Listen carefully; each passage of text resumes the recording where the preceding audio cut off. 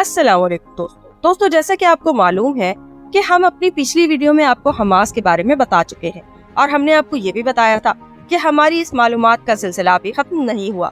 तो चलिए आइए बगैर किसी ताखीर के इस सिलसिले को दोबारा से जोड़ते हैं और आपको हमास के बारे में मजीद मालूमात फराहम करते हैं। हमास की जानिब से अल-अक्सा फ्लड ऑपरेशन का आगाज हफ्ते की सुबह 6:30 बजे 5000 रॉकेट इसराइल पर दाग कर किया गया, जिससे इसराइली शहरों में अफरा तफरी फैल गई।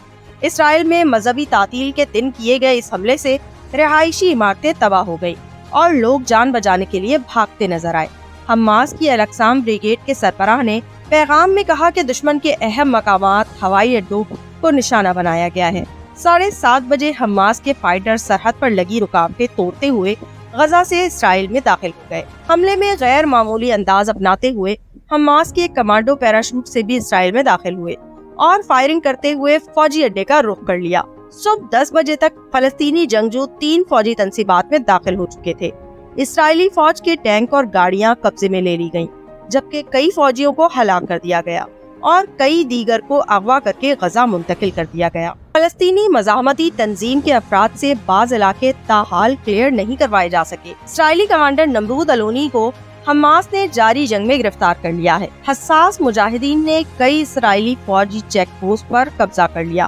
पिछले 20 सालों में इस किस्म की कार्रवाई की मिसाल नहीं मिलती। ऐसा महसूस हो रहा है कि हजारों मुजाहिदीन ही नहीं, लाखों फलस्तीनियों ने इसराइल पर हमला कर दिया है। मजीद फलस्तीनी मुजाहिदीन इसराइली हुदूद में दाखिल होकर इसराइली फौजी अड्डे पर कब्जा कर लिया है और कब्जा करके जंगी साजो सामान और गाड़ियों को अपने कब्जे में ले लिया है।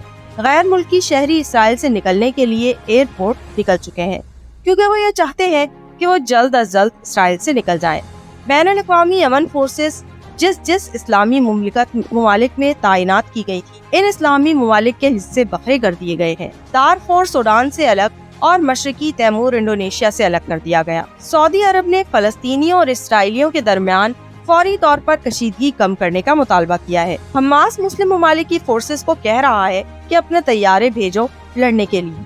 इससे बेहतर मौका नहीं मिल सकता हमें फलस्तीन को आजाद करवाने के लिए। 3 बस्तियों में दरअंदाजी हुई है। बराह करम नोट कर लें कि सूरत हाल बदल भी सकती है और ये आदाद शुमार मौजूदा तखमीनों की नुमाइंदगी करते हैं। इसराइली कमांडर नमरूद अलोनी को हमास ने जारी जंग में गिरफ्तार कर लिया है। तज्जियाकार, ये बड़ी बात है। इसराइल का मतलब एक बड़ी फौजी ताकत है। इससे पता चलता है कि वो किस हद तक बैकफिट पर है और इस हमले का जवाब देने के लिए तैयार नहीं है। ये हमास की कार्रवाई की हद को भी जाहिर करता है। नमरूद अलोनी डेप्थ कोर के कमांडर हैं। इसराइली फौज ने इलाके से हमलों के जवाब में गजा की पट्टी में हमास ग्रुप के खिलाफ ऑपरेशन आयरन सोल्डर्स शुरू किया। हमास ने 28 दिन बाद गजा की पट्टी पर इसराइल कब्जा खत्म कर दिया।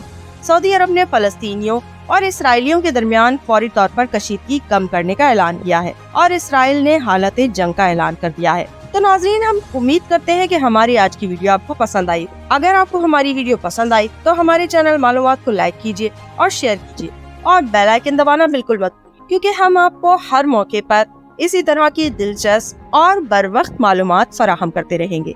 तो हमारे साथ जुड़े रहिएगा। अल्लाह हाफिज।